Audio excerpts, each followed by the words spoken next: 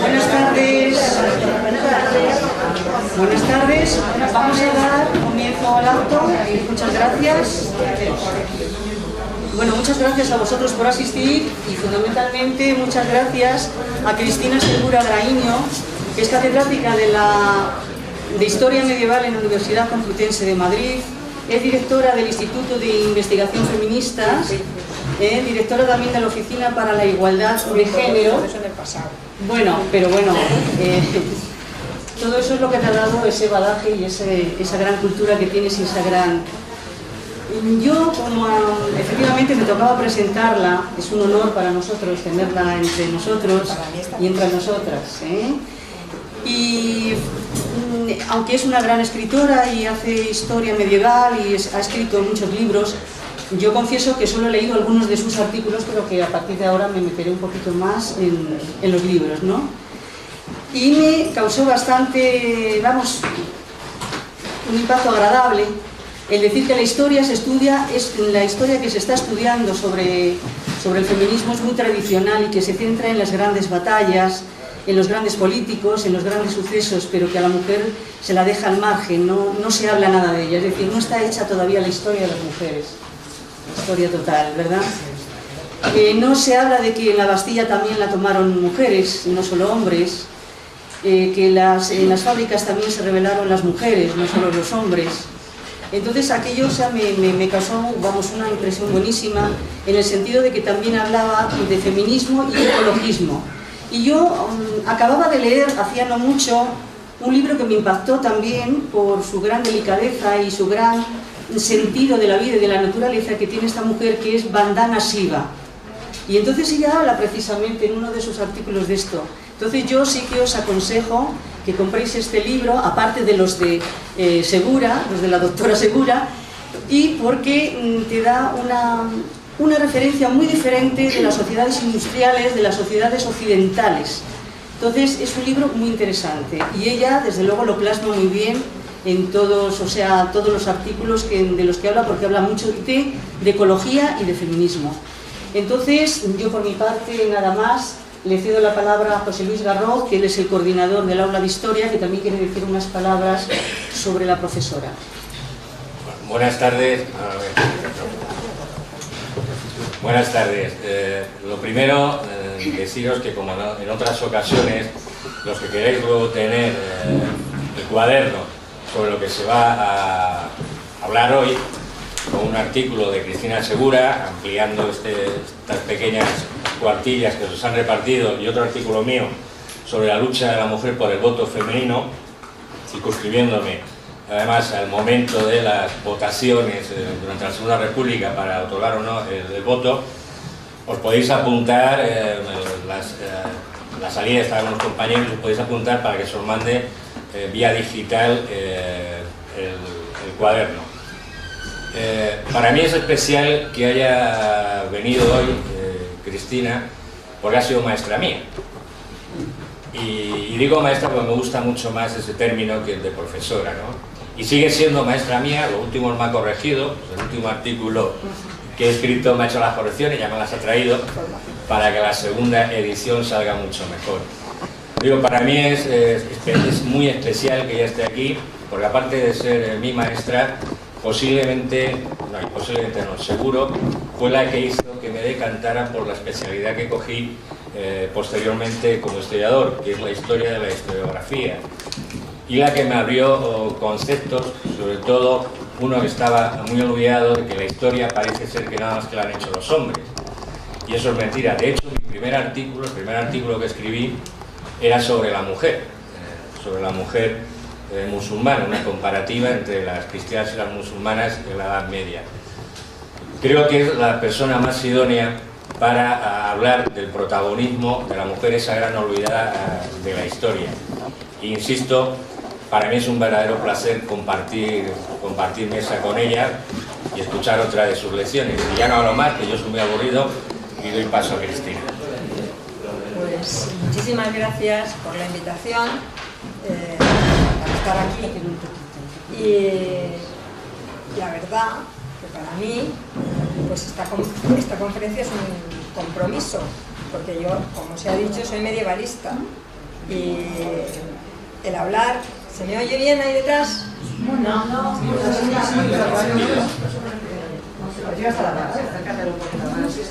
Sí. Así, ya se me oye. Sí.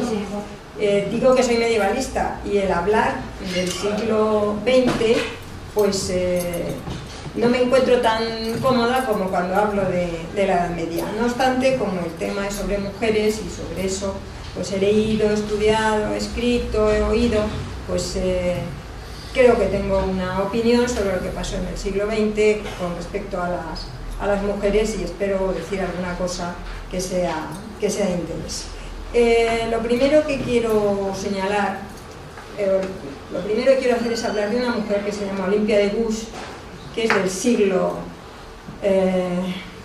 es una mujer que participó en la Revolución Francesa, es decir, que estamos a finales del siglo XVIII, y esta señora era una mujer culta y tuvo la preocupación por la situación que había en Francia en aquel momento y intervino en la Revolución Francesa. Cuando se hicieron con el poder los revolucionarios, pues ella se dio cuenta que todos sus colegas, con los que había estado luchando, tenían puestos importantes. Y ella no tenía ninguno, y no solamente no tenía ninguno, sino que allí las mujeres no aparecían para nada. Entonces, varias veces les pidió que lo que se había dicho sobre las mujeres se pusiera en práctica, etcétera, etcétera, etcétera. Y Olympia de Gouges acabó en la guillotina, que la llevaron sus propios colegas con los que había intervenido en los inicios y en la revolución que acabó con los reyes franceses y implantó un régimen distinto. Olympia de Gouges era una mujer de clases altas, era una mujer cultivada. Esto también hay que tenerlo en cuenta. Pero verdaderamente quien hace avanzar la historia en algunos momentos y quien es un referente, pues son mujeres excepcionales como esta Olympia de Gouges. Pero en realidad, desde mi punto de vista, lo importante es conocer cuál es la situación de las mujeres normales y corrientes como somos todas. Las mujeres que trabajamos, porque las mujeres siempre hemos trabajado, no siempre en lo público, pero si no hemos trabajado en lo público, hemos trabajado en lo doméstico continuamente, porque eso es responsabilidad siempre de las mujeres. Y además de eso, digo que las mujeres hemos trabajado siempre porque las mujeres de los campesinos, las mujeres de los artesanos, las mujeres de los comerciantes, estoy hablando de sociedades del antiguo régimen, todas esas mujeres que se dice que no trabajan, del antiguo régimen y también de la actualidad, se dice que no trabajan porque el titular del negocio, del oficio, lo que sea, es un hombre, pero ellas colaboran siempre. Esto no lo ponen los textos, esto no lo sabemos por los textos, pero si por ejemplo utilizamos las fuentes iconográficas donde se reproducen pues, los trabajos en el campo a lo largo de toda la historia, o se reproducen los talleres de los artesanos, o vemos documentación en la que se habla de los oficios o de los oficios en las sociedades preindustriales, encontramos que siempre hay mujeres. Siempre hay mujeres que conocen el trabajo del cabeza de familia. Y conocen el trabajo del cabeza de familia porque si se quedan viudas, se las autoriza a seguir con el negocio. Si no supieran el oficio del cabeza de familia, no supieran cuáles eran las tareas que había que dedicar al campo, no podían hacerse cargo del negocio. Y siempre se las tolera que se pongan al frente del negocio.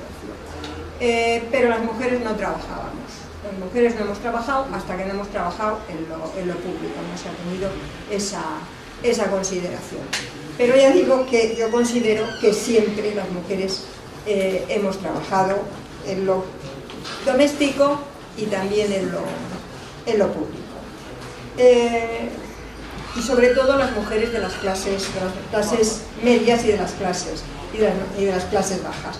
En las sociedades preindustriales las mujeres nobles también trabajaban porque como generalmente los maridos estaban en la corte rodeando al rey, intrigando y etcétera, etcétera, ellas eran las encargadas de la administración, de la explotación de las riquezas que eran territoriales de la familia. Bien, pero yo creo que más interesante, sin lugar a dudas, es tener en cuenta la situación de las mujeres trabajadoras.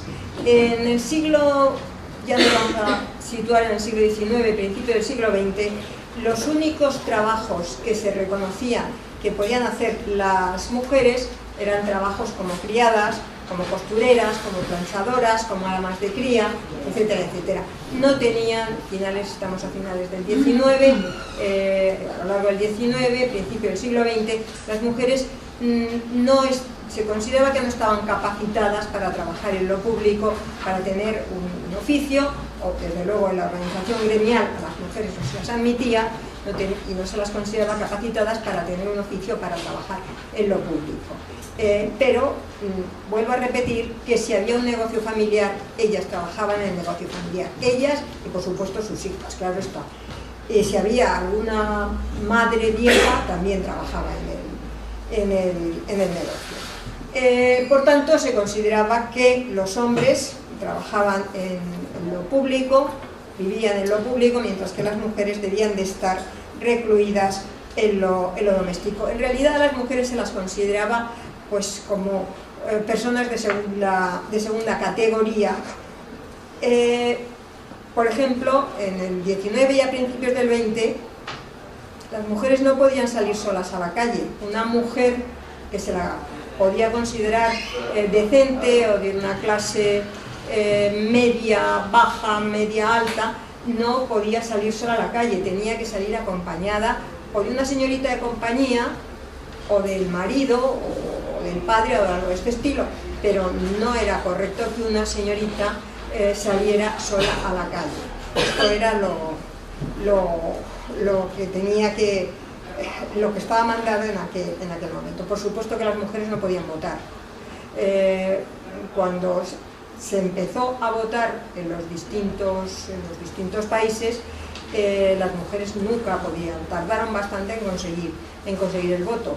Es a mediados del siglo XIX cuando en algunos lugares, y me parece que en el papel que os he dado pone cuando las mujeres fueron accediendo al voto, fue cuando empezaron a votar. Yo creo que lo he puesto en el papel. Bien. Vuelvo a insistir que los trabajos que tenían las mujeres, los trabajos que se reconocían a las mujeres, eran trabajos que estaban siempre relacionados con lo doméstico, como los que antes he indicado, relacionados pues con la cría de los bebés, las lavanderas, las planchadoras, las verduleras, etcétera, etcétera, etcétera, las tenderas, las panaderas. Estas mujeres, las panaderas, por ejemplo, que en Madrid fueron un grupo muy importante durante toda la sociedad del antiguo régimen, pues, hasta el siglo XX posiblemente, eran mujeres que en realidad eran mujeres autónomas y eran mujeres que tenían grandes conflictos con el ayuntamiento, con el concejo, porque el concejo fijaba un precio para el trigo, para el cereal, y fijaba un precio para el pan que ellas elaboraban. Y ellas no siempre estaban de acuerdo con lo que el ayuntamiento o el concejo fijaba y hacían motines contra esta situación. Por tanto, esto lo indico para ir comprendiendo cómo en el siglo XX las mujeres llegaron a reivindicar el voto y a pedir una participación en la sociedad. Bien. Posiblemente las mujeres que estaban más concienciadas de cuál era su situación, y estamos ya hablando de finales del XIX, principios del XX, era por una parte, fundamentalmente eran las mujeres de las clases medias. Las mujeres de las clases medias eran las que tenían conciencia de, o algunas mujeres de las clases medias eran las que tenían conciencia de que su situación con respecto a la situación, pues por ejemplo de sus hermanos o de sus parientes hombres, era muy diferente y no estaban de acuerdo con esa situación.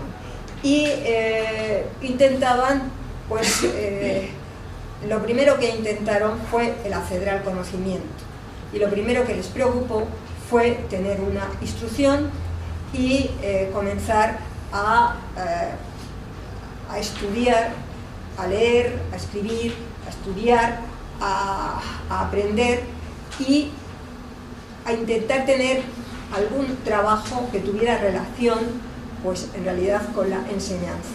Es decir, que las primeras mujeres que tuvieron un trabajo fueron las maestras.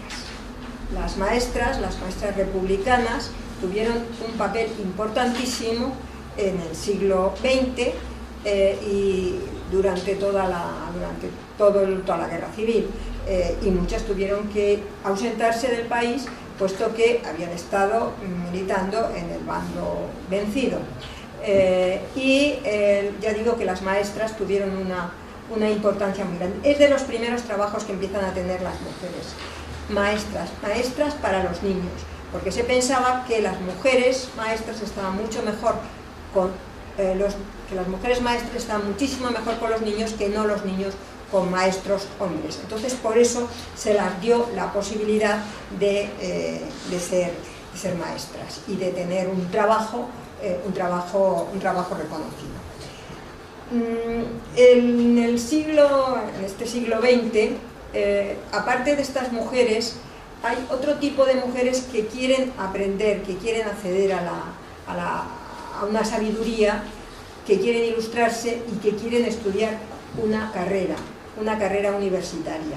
Esto era algo impensable para este país y en principio pues se les empezó a tolerar pues que estudiaran el bachillerato, que fueran a examinarse, que estudiaran el bachillerato de forma privada y luego fueran a examinarse en los institutos, pero desde luego lo que no se contemplaba era la posibilidad de que estuvieran, aunque fuera en aulas diferentes, en los institutos o en los colegios con los niños. Había una separación absoluta de sexos y esta situación se mantuvo pues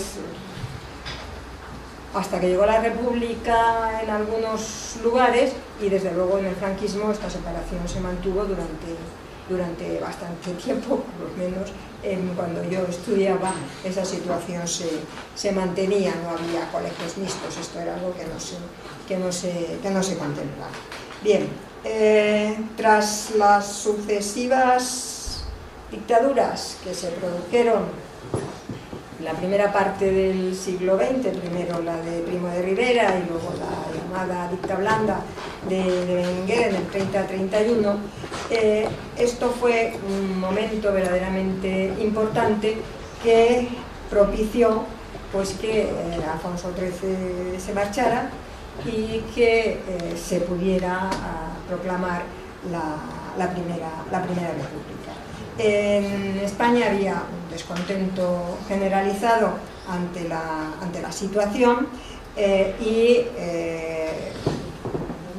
cuando se consiguió que hubiera las primeras elecciones, las elecciones del 31, en las que las mujeres no participaron. En las elecciones del 31 las mujeres no podían votar, pero podían ser elegidas.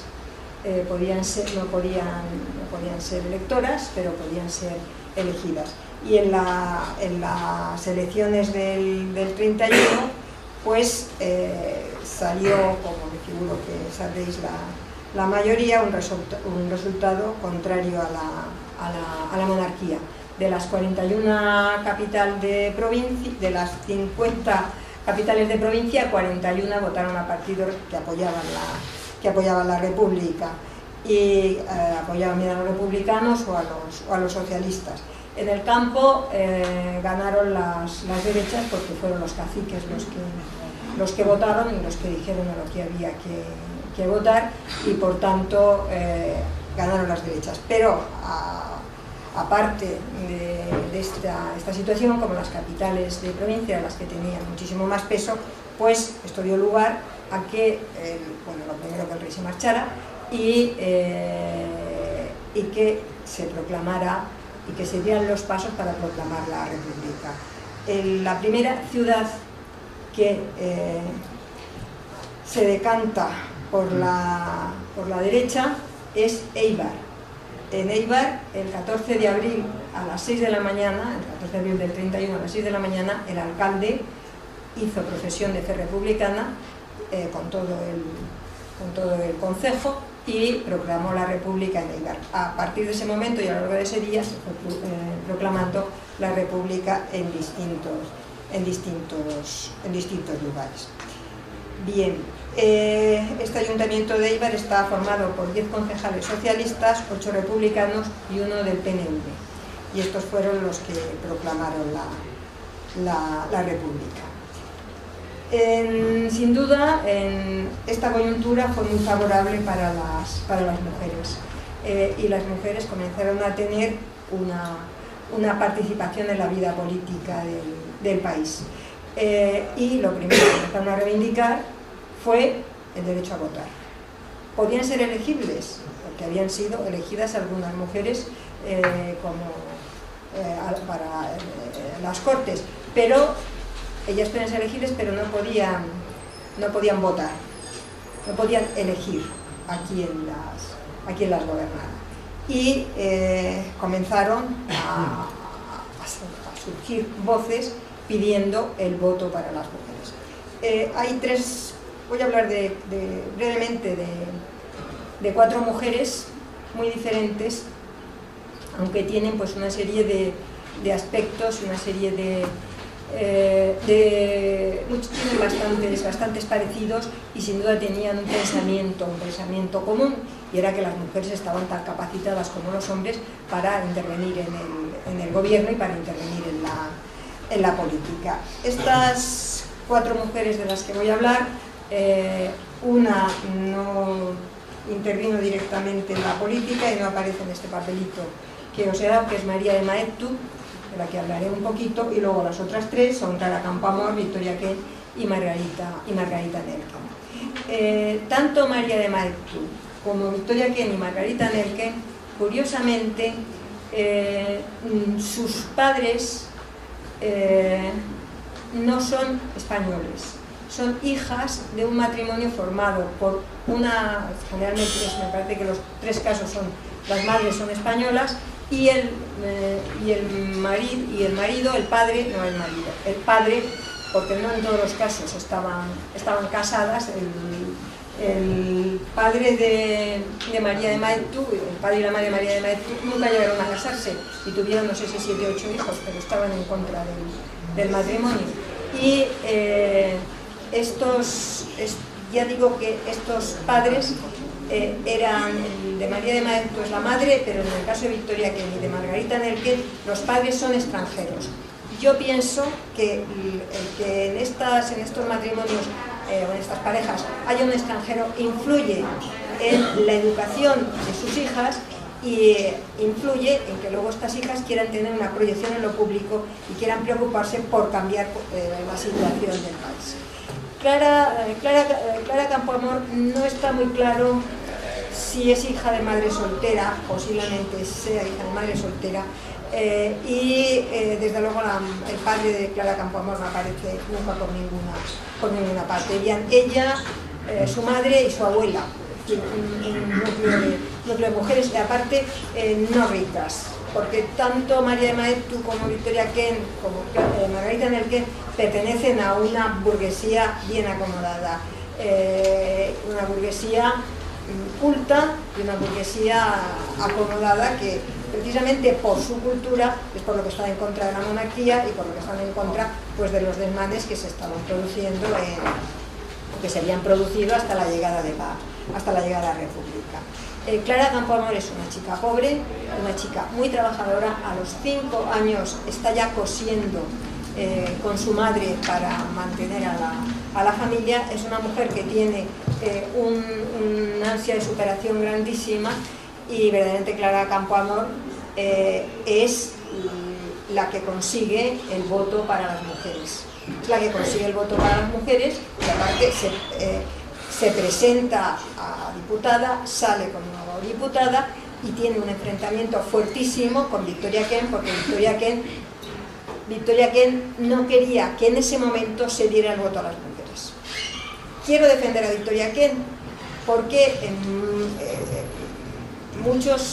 algunos momentos y en algunos escritos he visto cuestionada la postura de Victoria Kent en las Cortes del 31, de 1931, contraria a Clara Campoamor, y en la mayor parte de los casos Clara Campoamor y Victoria Kent eran las que tenían la discusión fuertísima por que se consiguiera el voto para las mujeres o no se consiguiera. Victoria Kent no estaba en contra de que las mujeres votaran.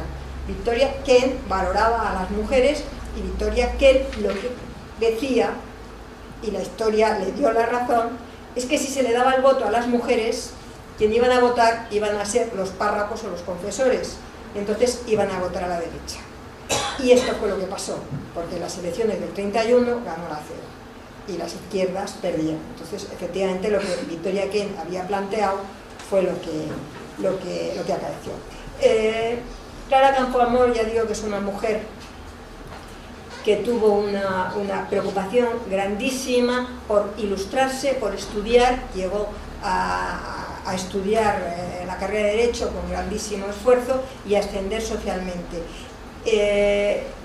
Su situación era relativamente complicada y consiguió con gran esfuerzo y trabajando pues desde, aparte de que ya digo que ayudaba a la madre en la costura, entró en el cuerpo de telégrafos, fue trabajando en diversos trabajos hasta que consiguió ser abogada y tener una situación pues muchísimo más segura, y verdaderamente fue una mujer reconocida. Lo que sucede es que efectivamente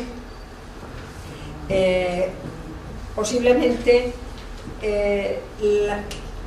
no se ven hacer futuribles, pero posiblemente si no se hubiera dado el voto a las mujeres en el año 31, la situación política general de España en aquel momento hubiera sido diferente.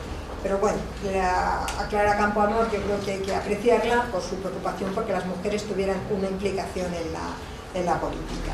Desde luego, Victoria Kent y Margarita Nelken lo tenían clarísimo, que había que implicarse en la política y que era necesario trabajar para acabar con la situación que en aquel momento reinaba en España.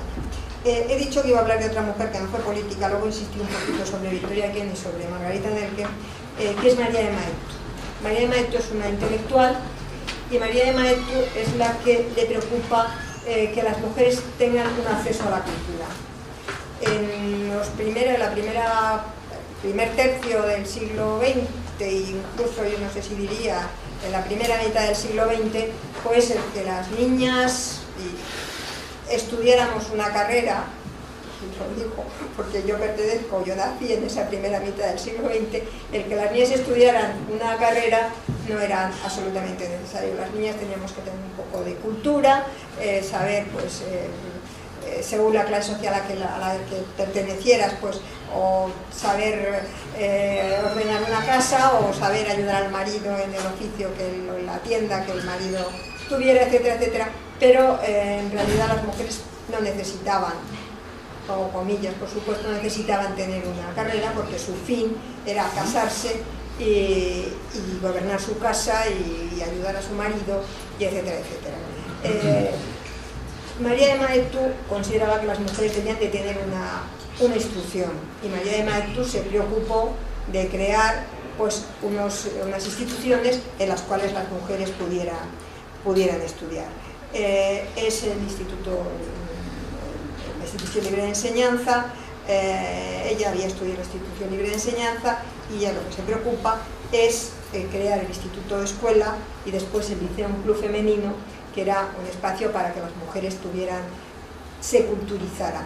Por supuesto que todas estas mujeres son mujeres de la burguesía, pero hasta ese momento en realidad las mujeres de la burguesía eran absolutamente incultas, y que las mujeres de la burguesía accedieran a la cultura a mí me parece que es un paso importante, pues para que eduquen a sus hijos e hijas de una determinada manera y para que tengan una opinión política y puedan intervenir pues, en el contexto de la nación. María de Maeztu se tuvo que ir, por supuesto, cuando se fue antes de que acabara la guerra, se fue en el 37 y se marchó a Buenos Aires. María de Maeztu antes decía, es hija de una señora inglesa que se llamaba Juana Whitney, y tiene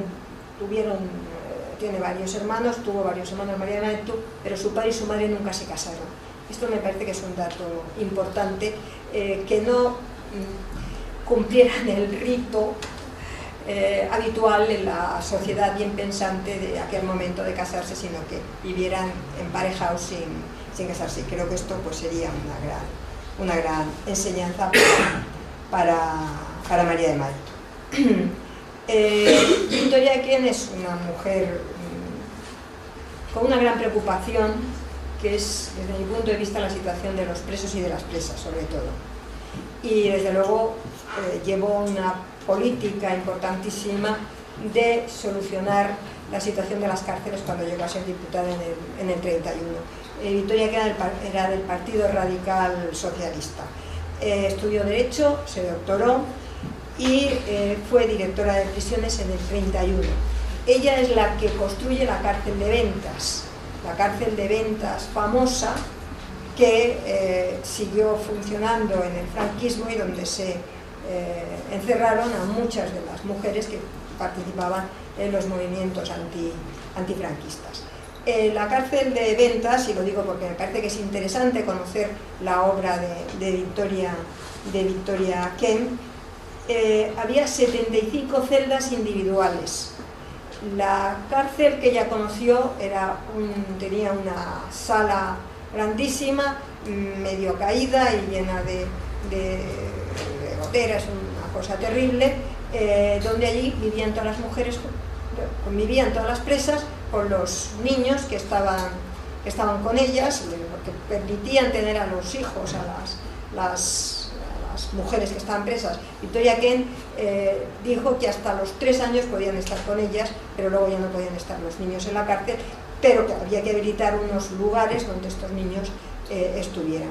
Ya digo que construyó esta cárcel con 75 celdas individuales y con 45 cuartos de baño. Esto parece que son cuestiones de poca importancia, pero a mí me parece que sirven para comprender la preocupación que tenía esta mujer porque efectivamente las cárceles existieran, pero que las cárceles no fueran unos lugares terribles, sino que las presas allí aprendieran y pudieran después, cuando salieran de la sociedad, tener un trabajo o comportarse de una determinada manera en la sociedad. Ella fue la creadora del Cuerpo Femenino de Prisiones, y en la guerra lo que Victoria Equén hizo fundamentalmente fue dedicarse a los niños que estaban abandonados, que los padres o incluso las madres estaban en el frente y no tenían otra familia. Entonces ella se dedicó a estos niños, a los que llevó a Francia para que estuvieran en determinadas colonias, y esta fue su principal preocupación.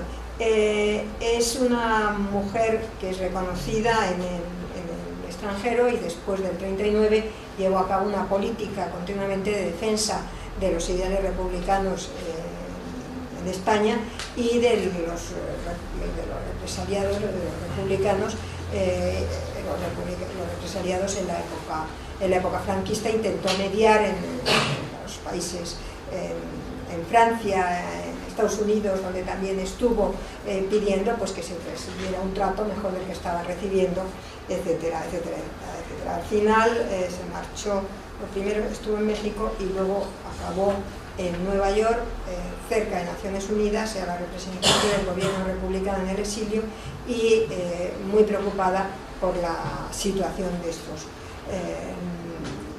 republicanos represaliados. La última mujer a la que voy a hacer referencia es a Margarita Nelken.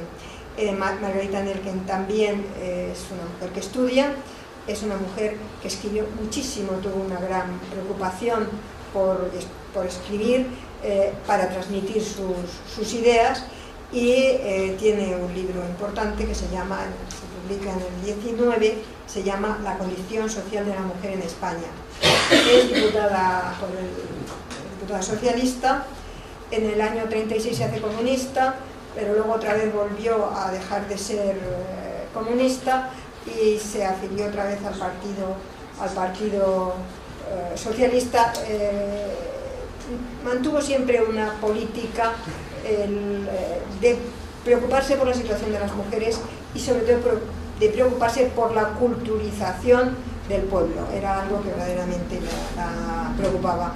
Ella fue diputada en las 3 legislaturas. De estas 3 mujeres que estuvieron en las Cortes, Clara Campoamor, Victoria Kent y ella fue diputada en las 3 legislaturas. En el 42 me parece que ella vivía en Argentina. Al final acabó haciéndose, en 1942 acabó haciéndose del Partido Comunista. Pero estas mujeres son las excepcionales, todas ellas son mujeres. Clara Campoamor no es de una clase social acomodada, las otras 3 sí, sin duda, y son mujeres excepcionales. Clara Campoamor es una mujer excepcional por el empuje que tuvo y porque efectivamente ella se construyó una base para poder para llegar a las Cortes y para reivindicar el voto de las mujeres. Las otras 3 eran mujeres cultas y mujeres que se preocuparon por la situación general en la que estaba el país en aquellos años 30 y en aquellos años 30. Y luego después se preocuparon también en los años 40 y 50 por la situación en la que estaba España con el franquismo, con la dictadura franquista imperante. Pero además de todas estas mujeres excepcionales, solamente he elegido estas 4, hay que tener en cuenta que hubo muchas otras mujeres que no las conocemos por su nombre y que fueron importantes durante estos años, durante los años de la República y durante los años de la Guerra Civil. Fueron importantes porque suplieron a los hombres que estaban en el frente. Estoy hablando de las del bando republicano, no de las del bando nacional. Las mujeres republicanas y las mujeres que tenían fe en la República y que además querían defender a la República. Muchas, como sabéis, se fueron al frente. No voy a decir que estuvieran la miliciana pegando tiros y todo esto, yo no sé si efectivamente es una figura verdaderamente pues muy atractiva, pero generalmente cuando iban al frente las funciones que estaban haciendo eran funciones muy necesarias de ocuparse pues, de heridos, de ocuparse de cuestiones de manutención, de cuestiones cotidianas, y se tendía a eludir que las mujeres estuvieran en el frente pudiendo tiros cuando podían hacer otros trabajos que también eran necesarios y que los iban a hacer de forma muy adecuada. Estas mujeres que efectivamente tenían una conciencia política y que se preocupaban para que esa situación que habían logrado en estos años de la República se mantuviera y no querían perder esa situación. Ya digo que son mujeres anónimas, pero hay que tenerlas en cuenta porque me parece que tuvieron también un papel importante. La historia se hace, pero no se debe hacer con los nombres de personas extraordinarias. La historia, en realidad, quienes la hacemos somos las personas totalmente anónimas que hacemos nuestro trabajo de forma cotidiana y colaboramos, o deberíamos colaborar en que la sociedad avanzara. Por tanto, aunque estas 4 mujeres sobre las que he hablado, que tuvieron un protagonismo importante, esto lo pudieron hacer y lo pudieron llevar a cabo porque había todo otro grupo de mujeres que no estaban satisfechas con la sociedad en la que vivían y querían modificar esa sociedad. Según la clase social a la que pertenecían, podían incidir de una manera o de otra. Pero, efectivamente, la preocupación por instruirse, la preocupación por saber, la preocupación por ser autónomas, era algo que en aquel momento, en aquellos años, estuvo presente en estas mujeres que estaban en el bando republicano. Todo esto, en el año 1939, terminó. Y yo también. Muchas gracias.